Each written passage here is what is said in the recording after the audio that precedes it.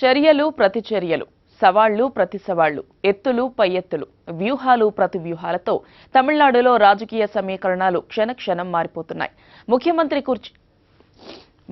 కుర్చీ కోసం తలపడుతున్న ఆపద్ధర్మ సీఎం పన్నీర్ సెల్వం, అన్నాడీఎంకే తాత్కాలిక ప్రధాన కార్యదర్శి శశికళ తమిళ రాజకీయాలను మరింత రసవత్తర స్థాయికి చేర్చారు. మరోపక్క డీఎంకే వర్కింగ్ ప్రెసిడెంట్ స్టాలిన్ రంగంలోకి దూకి పన్నీర్కు అండగా నిలిచారు. దాంతో సీఎం కుర్చీ కోసం కుమ్ములాట మొదలైనప్పుడు బలహీనంగా కనిపించిన పన్నీర్ సెల్వం రాను రాను బలోపేతమవుతున్నారు. మరోపక్క చిన్నమ్మ శశికళ కూడా ఏమాత్రం తగ్గకుండా తనదైన స్టైల్లో ముందుకు వెళుతున్నారు. తమిళనాట సీఎం పీఠం కోసం జరుగుతున్న సమరంలో క్షణక్షణం రాజకీయ చదరంగ వ్యూహాలు ప్రతివ్యూహాలు జోరుగా సాగుతున్నాయి. శశికళ ప్రమాణ స్వీకారం కోసం మద్రాస్ యూనివర్సిటీ ఆవరణలో ఏర్పాటు చేసిన బందోబస్తును పన్నీరు తొలగింపజేశారు. కుటుంబ పాలనకు వ్యతిరేకంగా పుట్టిన అన్నాడీఎంకేను ఎట్టి పరిస్థితుల్లోనూ శశికళ కుటుంబం చేతుల్లో పడనీయబోమని ప్రకటించారు. అసెంబ్లీలో అమ్మ జయలలిత చీరలాగిన డీఎంకేతో అంటకాగుతున్న పన్నీరు సెల్వం పచ్చి ద్రోహి అని శశికళ ధీటుగా ధ్వజమెత్తారు. తమిళనాడు ముఖ్యమంత్రిగా తాను ఖచ్చితంగా బాధ్యతలు స్వీకరిస్తానని ధీమా వ్యక్తం చేశారామె. పన్నీర్ శిబిరంలో చేరిన ప్రిసీడియం చైర్మన్ మధుసూదన్ను పార్టీ నుంచి బహిష్కరించి ఆయన స్థానంలో మాజీ మంత్రి సెంగోట్టియన్ను నియమించారు.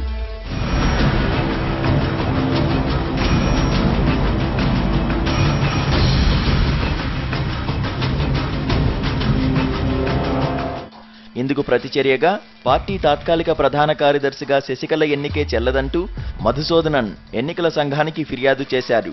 శశికళను పార్టీ నుంచి బహిష్కరించడంతో పాటు ప్రాథమిక సభ్యత్వాన్ని సైతం రద్దు చేశామని ప్రకటించారు. పోయెస్ గార్డెన్లోని వేద నిలయంను అమ్మ స్మారక మందిరంగా మార్చుతామని వెల్లడించారు.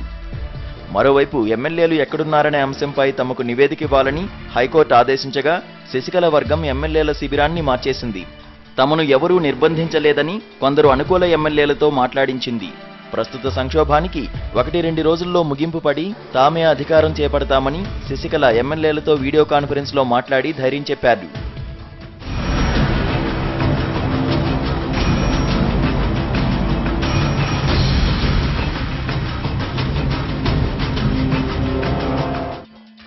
శాంతి భద్రతల పరిస్థితిపై రాష్ట్ర ప్రభుత్వ ప్రధాన కార్యదర్శి డీజీపీలతో సమీక్షించిన గవర్నర్ విద్యాసాగర్ రావు ఎలాంటి నిర్ణయం తీసుకోకపోవడంతో సీఎం కుర్చీ ఎవరికి దక్కుతుందనే ఉత్కంఠ మరింత తీవ్రమైంది.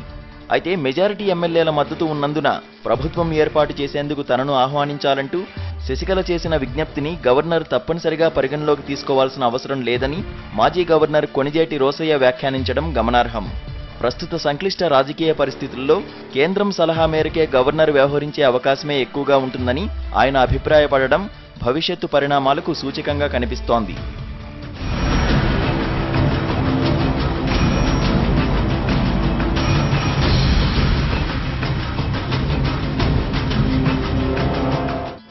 రాష్ట్ర వ్యాప్తంగా ప్రజలు, పార్టీ కార్యకర్తలు, సినీ తారలు తనకు అండగా నిలిచినా, ఇతర రాజకీయ పార్టీలు తననే బలపరుస్తున్నా ఎమ్మెల్యేలు శశికళ శిబిరంలో ఉన్నంతకాలం తానేం చేయలేనని పన్నీరుకు తెలుసు. అందుకే శశికళ శిబిరంలో ఉన్న ఎమ్మెల్యేలను బయటకు తేవడానికి ముప్పేట దాడి మొదలుపెట్టారు. ఎమ్మెల్యేలను శశికళ నిర్బంధించారంటూ హైకోర్టులో తన మద్దతుదారులతో పిటిషన్ వేయించారు. మంత్రులు, ఎమ్మెల్యేలు కనిపించడం లేదని ఆయా నియోజకవర్గాలకు చెందిన ప్రజల ద్వారా పోలీసులకు ఫిర్యాదిప్పించారు. పిటిషన్పై స్పందించిన చెన్నై హైకోర్టు ఎమ్మెల్యేలు ఎక్కడ ఉన్నారు, ఎలా ఉన్నారు అనే అంశంపై సోమవారంలోగా నివేదిక ఇవ్వాలని రాష్ట్ర హోంశాఖ కార్యదర్శి, DGP, Chennai police commissioner, Kanchipuram జిల్లా కలెక్టర్ను ఆదేశించింది. దీన్ని అవకాశంగా తీసుకుని పోలీసుల బలంతో ఎమ్మెల్యేలను బయటికి రప్పించేందుకు పన్నీర్ అధికారాస్త్రం ప్రయోగించారు. తన ప్రయత్నం సఫలం కాకపోవడంతో పోలీసు బలగాలను ప్రయోగించి 1-2 రోజుల్లో వారిని బయటకు తీసుకురావడానికి పన్నీరు వ్యూహాలు రచిస్తున్నారు. ఎటువంటి పరిస్థితులు ఎదురైనా ఎమ్మెల్యేలను చేజారనివ్వకుండా శశికళ కూడా చాలా గట్టి ఏర్పాట్లు చేశారు. పన్నీరు వెనుక డీఎంకే ఉందని శశికళ మద్దతుదారులు పెద్ద ఎత్తున రాజకీయ దాడికి దిగారు. అన్నాడీఎంకేలో సంక్షోభం వారి అంతర్గత వ్యవహారమని చెబుతూ వచ్చిన డీఎంకే కార్యనిర్వాహక అధ్యక్షుడు, ప్రతిపక్ష నేత స్టాలిన్ తాజాగా పన్నీరుకు జై అన్నారు. గవర్నర్ను కలిసి అసెంబ్లీ సమావేశపరిచి సుస్థిర ప్రభుత్వం ఏర్పాటయ్యేలా చూడాలని డిమాండ్ చేయడం ద్వారా పరోక్షంగా పన్నీరుకు మేలు చేసే ఎత్తుగడ వేశారు. పన్నీరే కాకుండా ప్రధాన ప్రతిపక్షం కూడా శాసనసభను సమావేశపరచాలని కోరిందని గవర్నర్ చెప్పుకునే అవకాశం కల్పించారు.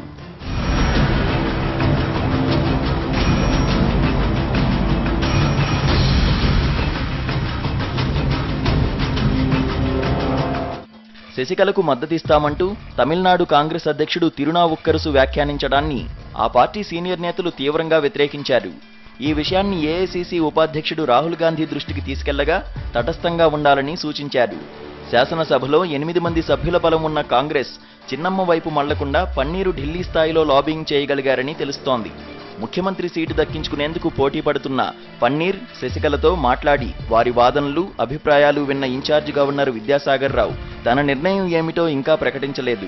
శశికళ మీద ఉన్న అక్రమాస్తుల కేసు, న్యాయ సలహాలు తీసుకోవడం, క్షేత్రస్థాయిలో పరిస్థితులను అవగాహన చేసుకునే పేరుతో ఆయన ఈ సంక్షోభానికి ముగింపు పలకడం లేదు. కేంద్ర ప్రభుత్వ మార్గదర్శనం కోసం ఆయన ఎదురు చూస్తున్నారు.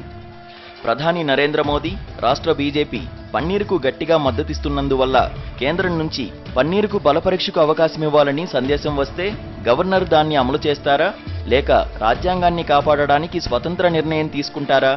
అన్నాడీఎంకే సంక్షోభానికి ఏ విధమైన ముగింపు పలుకుతారనే విషయం అటు రాజకీయ పార్టీలు, ఇటు ప్రజల్లోనూ తీవ్ర ఉత్కంఠ రేపుతోంది.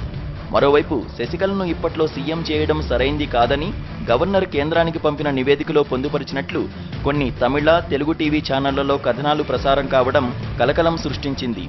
అయితే ఈ కథనాలు, ప్రచారాలను రాజ్భవన్ వర్గాలు ఖండించాయి.